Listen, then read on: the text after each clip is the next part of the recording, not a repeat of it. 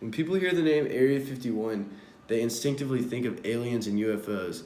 They think Area 51 is used as a place where the American government takes things they don't want the public to find out about and they hide them there. They research them and they don't tell anyone. But there's way more to Area 51 than you think. Hidden deep in the Nevada desert on a salt flat called Groom Lake, Area 51 has laid for over half a century. Established in the 1950s, it was unrecognized by the American government until 2013 when the American government released files of what had been going on at Area 51. It turns out that it was used as a place where the military was developing aircrafts and nuclear warheads to use in the Cold War with USSR. Russia was developing warheads very quickly and was getting way ahead of the American military, which made Area 51 needed. Russia was also able to put the first satellite into orbit called Sputnik, and that was playing a huge role in how quickly America needed to develop their warheads and aircrafts.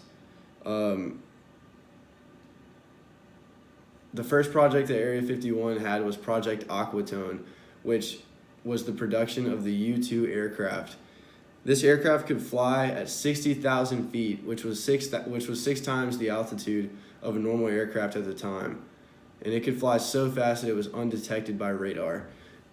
This was the aircraft that gave Area 51 its stereotype of being a place where the UFOs were taken and all that, because towns around Nevada were seeing the U-2 being tested and flying around, and people could see that it was flying so high and so fast that they didn't think it was anything that could be attributed to like commercial airlines or the military.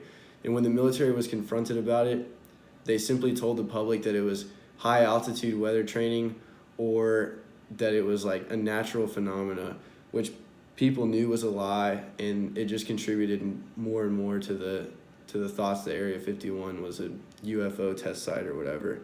But on May 1st of 1960, the first U-2 was shot out of the air by a USSR warhead, and it was the first time that the U-2 had been shot down at this altitude, and it just showed how quickly Russia was developing their warheads. So after that, the Area 51, they knew they needed a successor to the U-2, so they initiated Project Oxcart, which was the production of the A-12 aircraft. And the A-12 aircraft could fly at 90,000 feet and flew faster than a speeding bullet, which is pretty crazy to think about since this was in the 1960s. This aircraft was so fast that it could also not be seen on radar, and it couldn't be shot down by the nuclear warheads. At this time, the U-2 could be seen on radar because radar had been upgrading and had been able to see higher than ever before. But after advancements in satellite technology, the A-12 was no longer needed because satellites could just get the imaging that the A-12 was getting. So the projects at Area 51 were being redirected, and they were more focusing on stealth material or stealth aircrafts than high flyers. They initiated Project Half Blue, which was an aircraft that was so oddly shaped and so strategically shaped that it couldn't be seen on radar even when it was flying low. The American government actually still hasn't released how the shape of this aircraft is not able to be seen on radar, but they have released what the Half Blue looks like and have even like produced it multiple times. But the Half Blue led to the stealth bomber, and the stealth bomber played a huge role in the Vietnam War because it was able to fly in almost undetected and not be heard by anyone.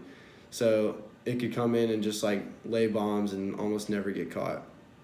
But Area 51 is still there, and it played a huge role in the military's technology development during the Cold War. And without it, there's no telling if we would have been able to stay in the Cold War and be neck and neck with Russia.